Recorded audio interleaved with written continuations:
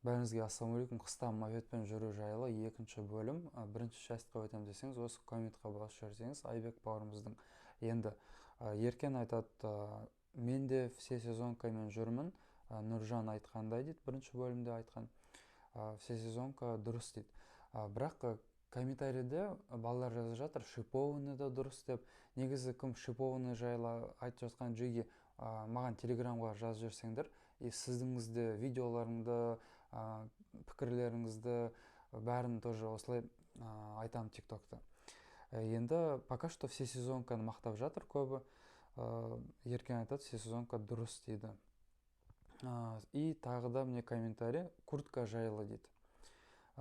Колумбияны білмеймін деді, ал Ялянда бутикте мопедтерге арналған горный еще куртка қал асты үстімен алдым дейді.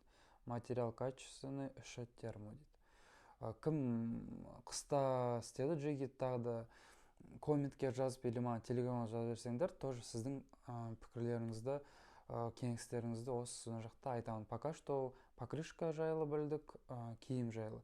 И еще жаңағы мен айтқандай бірінші комментарий бассаңыздар, бірінші бөлімге өтсеңіз болады. Сол жақтарда балдар өздерінің лайфхактарын, кеңестерін айтты.